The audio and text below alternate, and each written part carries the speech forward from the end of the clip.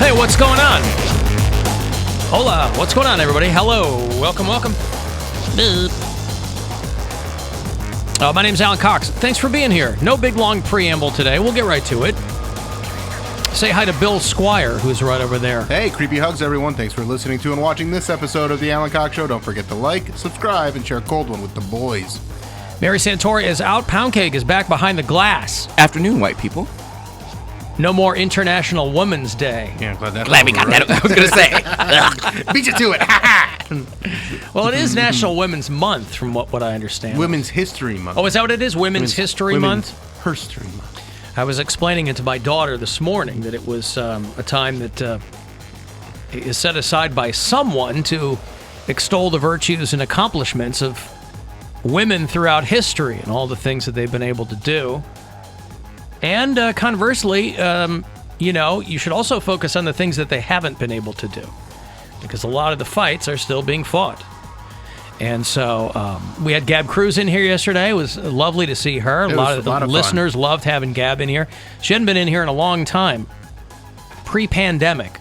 Well, we haven't had many people in here at all, no, obviously. But Gab's been on a couple of times before, but played some of her music. She's very talented. She's a What better person to have in here for International Women's Day than Gab Cruz? They call them multi-hyphenates. Here in show business, they call them multi-hyphenates. You ever see somebody described as actor, producer, singer, writer? Those are all hyphens. I would opt for a slash, but multi-slash, I guess, doesn't sound so good. They call them multi-hyphenates. Poundcake, I refer to as a multi-hyphenate. He's black. Mm-hmm. He's gay. Uh-huh. He's a podcaster. Mm-hmm. Come on. Well, that's it. Listen, well, there's 2 hyphens in there. What do you want from me? It's your job to create more hyphens. I'm fun. I'm a good person. And I write good. Listen, I think that if you have to tell people you're a good person, it might detract from the truth of that statement. Or you're just describing yourself that way. Why are people so hyper-focused, there's another hyphen, on describing themselves as good people? Why is that so important? Like, listen, I'm a good person, all right? Why is that such a big, big thing? I think that's one of those things that you tell yourself, like you said, when you're trying to convince yourself. I mean, you're not trying to convince other people. You're trying to convince, like, no, I'm a good person. But it seems like a sliding scale. Like, right. I know some, but most of the people I know are great people. Right, and they're not going around telling everybody how good a person they are. Well, they might be, but they would also be right. I'm just saying that, and I'm not even saying that the people who say it are wrong. I'm just curious why it's so important to people to articulate that publicly, that they are, like, you'll never, ever, over the entire course of my career, I've been a public figure in one way or another for my entire adult life. You'll never hear me refer to myself as a good person. So, but that's really important for a lot of people. And I don't know if it's because people want to project kind of an air of philanthropy, or I don't know what it is, God bless you. You do you. I mean, there's worse things you could aspire to be. Absolutely. I think, wanting to be a good person is a very good thing. But these are people saying, I am a good person. Right. I have achieved good person status. I've gotten there. I've already gotten there. Yeah. Everybody's hitting me up about the Mexican pizza. This is not the Mexican pizza I'm talking about, by the way. The Doja Cat. You know who Doja Cat is? Yeah, I saw her on TikTok last night. Yeah. I was on TikTok it was one of those times where I was on there for an hour and a half, and I didn't even realize it was that long. And it was to the point where just mindless scrolling, or you're finding fun things? I'm like watching interesting things. Like yeah. My algorithm is a lot of things that I find interesting, so I'll get pulled into these videos, and then before I knew it, I was like, I think I've been watching this since 11 o'clock, and it was 12:30. Mm-hmm. Like, I gotta go to bed. I'm a big Doja Cat fan. I think she's talented. I think she's just fine AF. But, when she gets right down to it, if you watch the show Dave on FX, the Lil Dicky TV show, she had a little bit of I love that show. It's so goddamn funny. She had a little bit of I haven't checked it out. Yeah, she had a little bit of an arc in the second season of that. Doja Cat was telling her fans on TikTok that contractually she has to do something for the Taco Bell Mexican pizza. And so everybody's hit me up with this because they've heard me talk about the Mexican pizza. It's not the one I'm talking about. I've never had the Taco Bell Mexican pizza. What I'm talking about is a piece of trash called Jack's Pizza from Milwaukee, Wisconsin. This is the frozen pizza we grew up on in Chicago, Northern Illinois. Jack's Pizza. They're like $1 a pop. I think you can get them in the freezer at Walgreens. I think Meijer might have them. They used to have a Mexican pizza, and I loved it.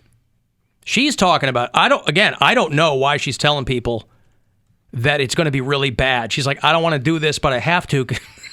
It seems to go counter to the whole point of being contractually obligated to do something. She has to rap about the Taco Bell bringing back the Mexican pizza. I got to do this TikTok, and everybody keeps calling it a jingle.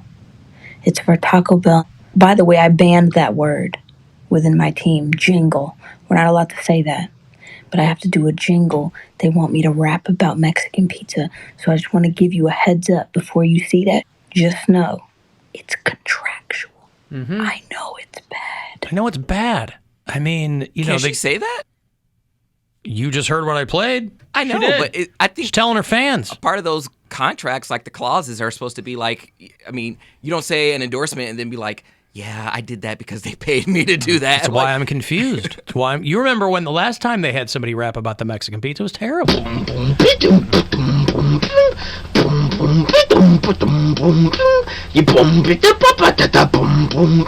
I ran to the supermarket late last weekend. And in the supermarket, right? He had, he found no sucker there as far as what he wanted for food. So he went off to Taco Bell and found the Mexican pizza. Just so you know, Jack's Mexican Pizza is available at Meijer. Sometimes. Trust me, I've been in there. I know whence I speak. I've been in there. Just saying, like that.